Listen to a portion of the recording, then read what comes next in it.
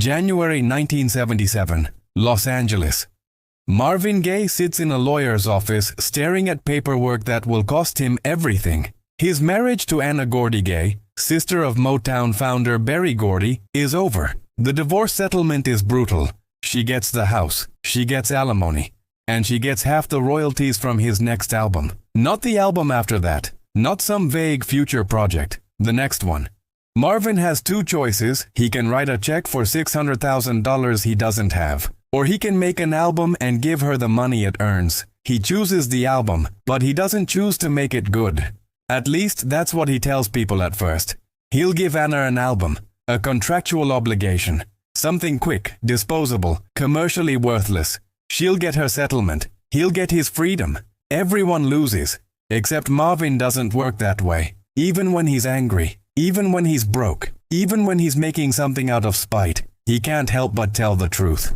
By 1977, Marvin Gaye is one of the biggest artists in popular music. What's Going On redefined soul. Let's Get It On dominated the charts. He's a cultural icon, a creative force, a man who turned Motown into something deeper than hit singles. But his personal life is collapsing. His marriage to Anna Gordy began in 1963. She was 17 years older. A Motown executive, connected, powerful, protective. For years she managed his career, shielded him from industry pressure, kept him functional. But by the mid-70s, the relationship is toxic. Marvin is using cocaine heavily. He's paranoid, depressed, financially reckless. Anna is exhausted. The marriage has become a business arrangement neither of them wants to maintain. When they finally file for divorce, the settlement becomes a public spectacle. Marvin owes the IRS. He owes his label. He owes Anna. The only asset he has left is his voice. So the court decides he'll make an album. Anna gets the royalties. The debt gets paid. But there's a problem. Marvin Gaye has never made music he didn't believe in. And now he's being forced to create something for someone he resents. Under financial pressure he can't escape. The album isn't just a legal obligation. It's a trap. Marvin goes into the studio in late 1977. He's supposed to deliver something commercial, something safe, an album that sells, pays Anna, and lets him move on. Instead, he starts writing about the marriage, not in metaphors, not in vague confessionals. He writes about Anna, by name. He writes about their fights, their intimacy, their betrayals. He writes about feeling controlled, feeling used, feeling like a product in someone else's business. The sessions are tense. His engineers notice he's working alone more than usual. He's overdubbing his own vocals, layering harmonies until the songs feel claustrophobic. The arrangements are sparse, uneasy, deliberately uncomfortable. Friends warn him. This is too personal, too raw. You can't release this. Marvin doesn't care. He's not trying to make a hit. He's trying to make a statement. But the deeper he goes, the more unstable the project becomes. He's spending money he doesn't have. Studio time piles up. Cocaine blurs the sessions. Some nights he records for hours and scraps everything. Other nights he plays the same track on loop, obsessing over a single line. The album is starting to feel less like a divorce settlement and more like a confession. And Marvin isn't sure he wants anyone to hear it.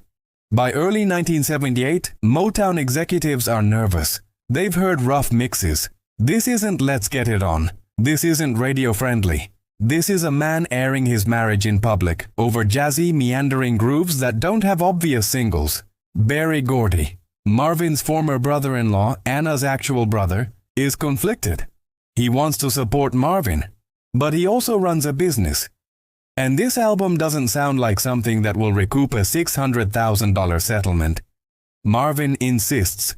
He's calling it Here, My Dear, a direct address to Anna. The title alone makes the concept unavoidable. The tracklist reads like a therapy session. I met a little girl. When did you stop loving me? When did I stop loving you? Anger. Is that enough? One song, When Did You Stop Loving Me, runs over 14 minutes across 2 parts. It's not a radio edit. It's a conversation set to music, circular and unresolved. Another track, You Can Leave But It's Going to Cost You, spells out the financial resentment in the title. Motown pushes back. Can he add something more commercial? Can he trim the runtime? Can he soften the tone? Marvin refuses. This is the album Anna paid for. This is what she gets. But there's a deeper conflict happening. Marvin isn't just angry at Anna. He's angry at himself, at Motown, at the idea that his art has become a financial transaction. The album is an act of resistance, but it's also self-destructive, and he knows it. Spring 1978. Marvin finishes the album. It's a double LP, 26 tracks across 4 sides. Some songs are fully produced, others feel like sketches, deliberately rough. The cover art is surreal. Marvin and Anna dressed in classical robes, standing on opposite sides of a temple. Between them, a small figure, possibly their son, caught in the middle. The imagery is mythic, painful, impossible to ignore.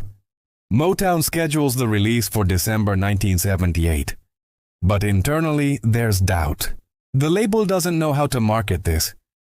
It's too personal to be a soul album, too experimental to be a pop album, too bitter to be a love album. Marvin insists it's his best work. Not because it's polished, not because it's easy to listen to, because it's true.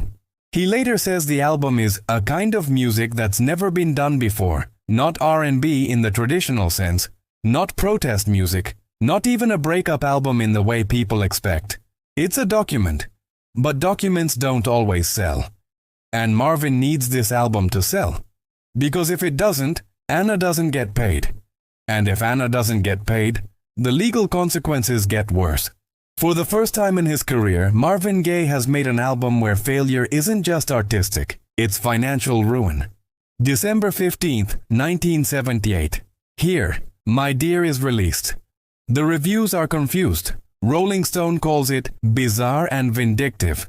Critics don't know how to process an album this nakedly confessional. Is it brilliant? Is it self-indulgent? Is it even music, or just a very expensive public argument?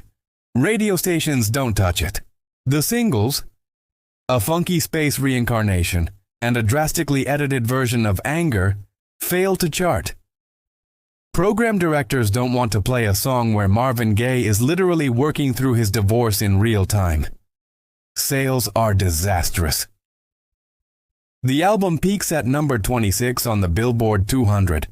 For context, let's get it on hit number 1. What's Going On was a cultural event. Here, My Dear barely registers. Anna Gordy's settlement depends on royalties. The album doesn't generate them. Fans are alienated. They came expecting romance, sensuality, the Marvin Gaye they knew. Instead, they get resentment, bitterness, and 14-minute therapy sessions. Motown is frustrated. Marvin is devastated. He later admits he thought the album would be a big hit. Not because it was commercial, but because it was honest. He believed people would connect with the rawness. They don't. At least, not yet. The failure of Here, My Dear accelerates Marvin's spiral. Financially, he's still in debt. The album didn't pay Anna. The IRS is still circling. Motown is losing patience. Creatively, he's isolated. He moves to Hawaii, then Europe, trying to escape the pressure. He records sporadically, but nothing feels right. The reception of Here, My Dear has shaken his confidence in a way even commercial failure hadn't before. Because this wasn't just a flop. This was rejection of his most vulnerable work. By 1980, Marvin is barely functioning. His cocaine use intensifies. His paranoia deepens. He talks about quitting music entirely. Berry Gordy tries to intervene, but the relationship is strained. Marvin feels betrayed by Motown's lack of support for Here, My Dear. Motown feels Marvin delivered an album they couldn't sell. The album disappears from public conversation. It's not reissued. It's not celebrated. It becomes a footnote in Marvin Gaye's catalog, the divorce album no one wanted to hear. But underground, something else is happening. Musicians are listening. Producers are dissecting the arrangements. Songwriters are studying the lyrics. People who work in studios, who understand the craft, start to realize what Marvin actually did. He didn't make a commercial album. He made an emotional blueprint. The reassessment of Here My Dear doesn't happen immediately. It starts in the mid-1980s after Marvin's death in 1984. Critics begin revisiting his catalog. And when they return to Here My Dear, they hear something different. They hear an artist refusing to compromise. They hear vulnerability that pop music rarely allows. They hear a man documenting his life in real time, without a filter. In 1994, Rolling Stone revises its original review, calling the album a work of painful beauty. By the 2000s, it's being cited as one of the most emotionally honest albums ever made. Artists like D'Angelo, Kanye West, and Frank Ocean reference it as an influence, not because of its commercial success, but because of its fearlessness. Here My Dear becomes a touchstone for artists dealing with public breakups, personal chaos, and the pressure to turn pain into product. The album is reissued, remastered, re-examined. Songs like When Did You Stop Loving Me and Falling in Love Again are now considered masterpieces of introspection. The same sprawling runtime that alienated listeners in 1978 is now seen as part of its power. It's not background music, it's not easy, but it's real. And in an industry built on performance, that's rare. Here My Dear didn't change the charts, but it changed what artists believed they could say. It proved you could make an album that wasn't designed to sell. You could make an album that was designed to survive. In the decades since, its influence shows up everywhere. When Kanye West made 808s and Heartbreak, an album of raw grief and auto-tuned confessions, critics compared it to Here My Dear. When Frank Ocean released Blonde, full of oblique heartbreak and refusal to explain itself, the lineage was clear. When artists talk about making albums for themselves, not for radio, they're drawing from the same well Marvin dug in 1978. The album also reshaped how we think about divorce in music. Before Here My Dear, breakup albums were metaphorical, sad songs about unnamed lovers, vague heartbreak. Marvin made it literal. He named Anna, he detailed the settlement, he turned the legal process into art. It was uncomfortable then. It's standard now. Here My Dear is not a feel-good story. It didn't save Marvin Gaye. It didn't pay his debts. It didn't repair his relationship with Anna, with Motown, or with himself. But it did something else. It proved that art doesn't have to succeed immediately to matter. Marvin made an album under the worst possible conditions. Financial pressure, emotional chaos, an audience that didn't want to hear it. And he made it anyway. Not because he thought it would be a hit, but because it was the only thing he could make that felt true. That's the lesson. Honesty doesn't always win, but it lasts. Here My Dear wasn't understood in 1978, but it's understood now. Because the emotions it captured, resentment, regret, love, loss, don't expire. Marvin Gaye turned a divorce settlement into one of the most painfully beautiful albums in soul music, and 45 years later, we're still listening.